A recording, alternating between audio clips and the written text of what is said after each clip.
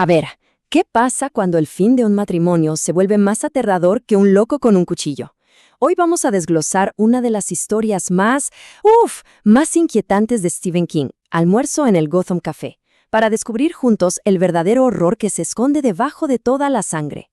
Y bueno, empecemos con la clave que el mismísimo King nos da. Nos está diciendo, oigan, no se fijen en el caos evidente, en el hombre con el cuchillo. No, el verdadero terror, la locura real, ya estaba servida en esa mesa mucho antes de que empezara la violencia. Es esa crueldad silenciosa, esa que se da entre dos personas que alguna vez se amaron. Esta imagen creo que lo captura a la perfección. King nos muestra que las heridas más profundas no siempre son las físicas, ¿no? A veces, las palabras que no se dicen y los corazones rotos son las armas más filosas de todas. Y eso nos lleva directamente al colapso de nuestro protagonista. Bueno, arranquemos con este desmoronamiento. Para entender el caos del Gotham Café, primero tenemos que conocer a Steve Davis, un tipo común, con una vida que parece estable, hasta que, de repente, un simple pedazo de papel la hace añicos. Todo empieza de la forma más fría y brutal que se puedan imaginar. Steve llega a casa y no hay una discusión, no hay un adiós cara a cara, nada. Solo una nota en la mesa. Diane se fue y su abogado se va a poner en contacto. ¡Pum! El suelo literalmente desaparece bajo sus pies. Y en ese vacío toma una decisión que lo va a cambiar todo. Y aquí es donde el infierno personal de Steve se duplica. En un acto de pura desesperación, decide dejar de fumar en ese preciso instante. Así que ahora no solo está luchando contra un corazón roto, sino también contra su propio cuerpo que le está gritando por nicotina. Es una colisión brutal de angustia emocional y tortura física. Aquí está el punto clave. De verdad, King nos mete en una mente que ya no es confiable. La abstinencia, combinada con el dolor, deforma por completo la percepción de Steve. El mundo se vuelve onírico, como él mismo lo describe. Así que ya no podemos confiar del todo en lo que ve o siente, y eso nos prepara para el caos que está a punto de desatarse. ¿Se pueden imaginar ese nivel de tormento? Son las 3 de la mañana, y su mente no está pensando en su esposa, sino que está obsesionada con marcas de cigarrillos. Es como si todo su dolor emocional se hubiera transformado en un deseo físico incontrolable, casi como una forma de evitar la verdadera herida. Y así, con la mente hecha un lío, llegamos al escenario del desastre. El abogado llama, la reunión es inevitable. ¿Y el lugar? Un sitio elegante, supuestamente civilizado, el Gotham Café. Un nombre que, seamos sinceros, ya nos da una pequeña pista del caos que se avecina, ¿verdad? La tensión es palpable incluso antes de que lleguen.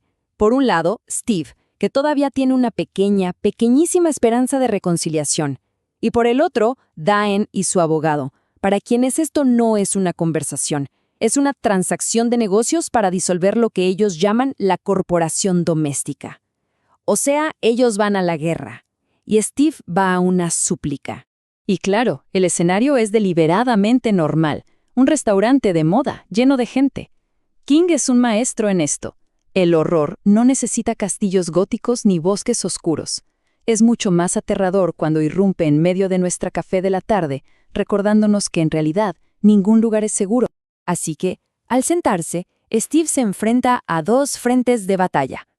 Por un lado, la amenaza emocional, la ira helada de Diane, y por otro, una amenaza física que él todavía no comprende del todo, el Maitre, un hombre que se ve visiblemente perturbado, con el moño torcido y una mancha de sangre bastante inquietante en la camisa. Steve hace un último intento, uno desesperado. Pregunta si hay alguna esperanza. Y la respuesta de Diane no es solo un no, es puro horror. Se voltea hacia su abogado y le reclama. Usted dijo que no tendría que hablar de esto. Lo trata no como a su exesposo, sino como a un problema que hay que gestionar. Durísimo. La tensión en esa mesa es ya insoportable. Y justo en ese momento, cuando el horror emocional está en su punto más alto, un horror completamente diferente y mucho más visceral está a punto de estallar. Entra en escena el Maitre del infierno. De la nada, el Maitre explota. Su mente se quiebra y empieza a gritar sobre un perro imaginario, un tal Aesop.